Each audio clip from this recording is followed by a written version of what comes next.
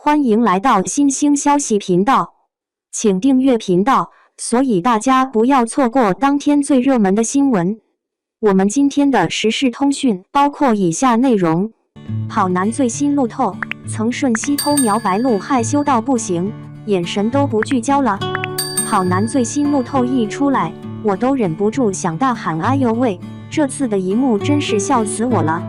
曾舜晞那小眼神儿，别说，还挺专注的，你知道吧？他那眼神简直像个胆小的孩子，偷偷摸摸看着白鹿，又怕被摄像头捕捉到似的，那眼睛明明就要猝死似的，四处乱飘，根本聚焦不到一个点儿上。估计他自己都知道，我这表情完完全全暴露了我的心思啊！要说这次的镜头真精彩，又温馨又搞笑。你想啊，曾舜晞本来想偷偷看白鹿，好吗？结果那眼神儿那么明显，就像个视线飘飞的迷失者。你说他这是恩爱呢，还是偷瞄呢？嘿嘿，真的是令人忍俊不禁。当然啦，白鹿那边倒挺大方，毫不扭捏地展现着自己一贯的自信和优雅，就像个光彩照人的女神，把自己铺就成恋爱经典范本。你说嘛，既然都穿上情侣装了，就不能像点什么情侣该做的事情一样，走路牵个手啊，或者撒个娇什么的？真是看得我心里一阵扑哧，还真是希望他们多点互动，现场气氛就燃了。而且这事儿还不是突然冒出来的，背后可是有一整套的电视剧剧情呀。你知道跑男这档节目的魅力，不光在跑酷游戏本身，更在那些无意中的瞬间，能折射出明星们真实的情感。有时候谁偷看谁一眼，或者不经意的一个眼神，都能传递出你是不是在想我的信号。像这种感觉，就像草原上的风，藏不住的轻抚又偶然放缓速度。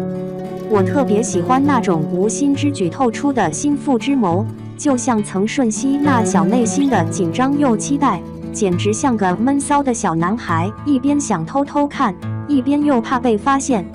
你知道的人都懂，这就是所谓的放不开的青涩和真情。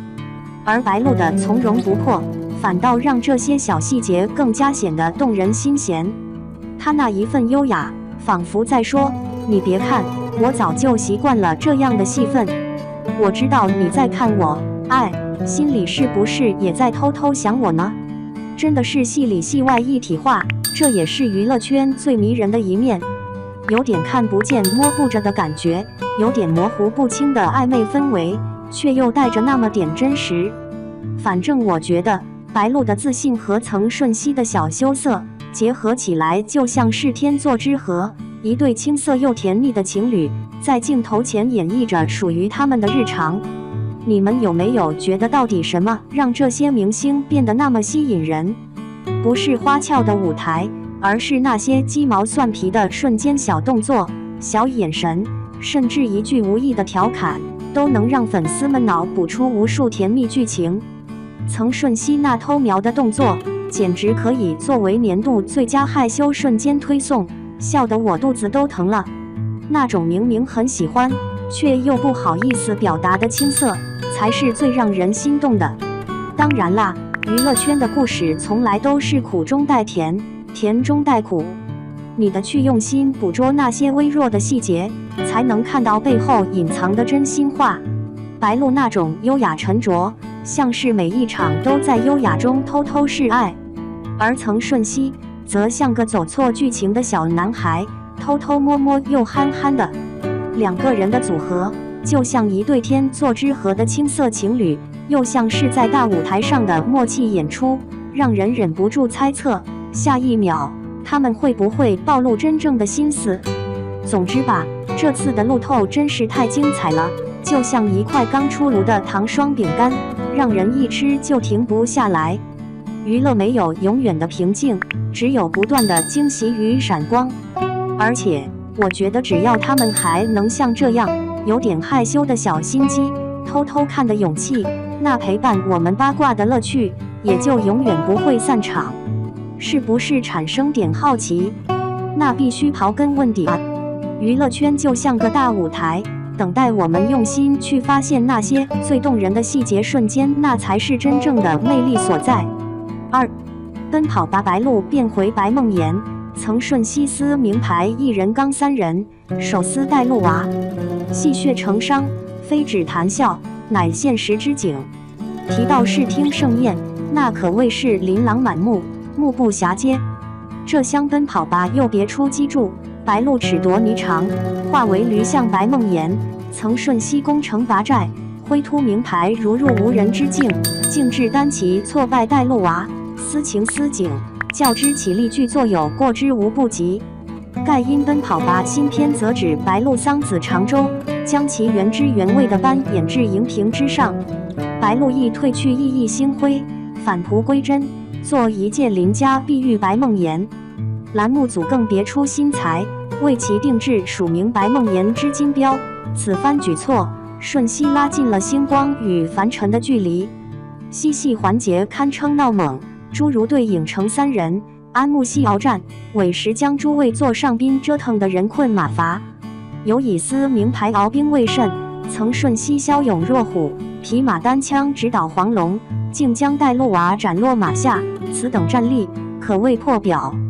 此番剧集既出，舆论登时沸反盈天。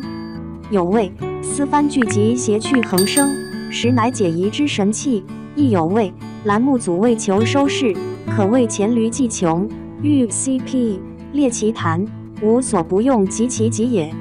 诚然，视听节目为博取眼球，略失本带，此无可厚非。然若一味误于谐趣，而罔顾剧目之神髓，则未免南辕北辙。魁诸斯番奔跑吧而言，栏目组或令白鹿艺名为白梦妍，或使曾瞬息摧枯拉朽，看似热闹，然推本溯源，此些桥段除却博君一笑，又可遗留何物？当然，斯番节目亦非一无可取。剧末，诸位昆伎合力补全刘半农先生之雅时，教我如何不想他，并溯源他自知滥觞，此可谓一抹亮色。须知，在刘半农先生之前，华夏之辞海缺如他字。正因他自知横空出世，方圆方的专有其第3人称谓。自1920年至2024年，此何尝不为语词之一场跨时越代之际遇乎？然此等亮色于通篇剧集中颇显示孤立薄，更多者仍是星光于镜前卖力献艺，看客于屏前莞尔一笑，然后便戛然而止。此情此景，不禁令人夔度，视听节目究竟应求所何物？是单纯之娱乐效果，亦或应担纲更多之社会责任也？诚然，视听节目尽可在愉悦普罗大众之闲暇，传送些许正能量，引发些许深思。譬如，可注目于若干社会焦点问题，可弘扬些许旧时风华，可传递些许进取勃发之价值取向。恰如韶华之前甚嚣尘上之我在故宫修文物，此部纪实并无星辰，亦无噱头，却是集对旧时文明之恭敬与对匠人精神之礼赞，赢得了无算看客之青睐。又如若干扶贫类视听节目，经由展现贫困地区之风土人情，相助当地农户宣售农产品，亦取得了斐然之社会效益。是以视听节目不应止步于一笑了之，而应作一传递价值、引发思辨之平台。当然，此并非是斥令视听节目便不得娱乐、不得搞笑，而是言在谐趣滑稽之同时，亦须兼顾剧目之内蕴，务必令看客在欢愉之余，亦能有所谐取。归根结底，视听节目亦属一种文明产物，其对社会之责备是潜移默化之。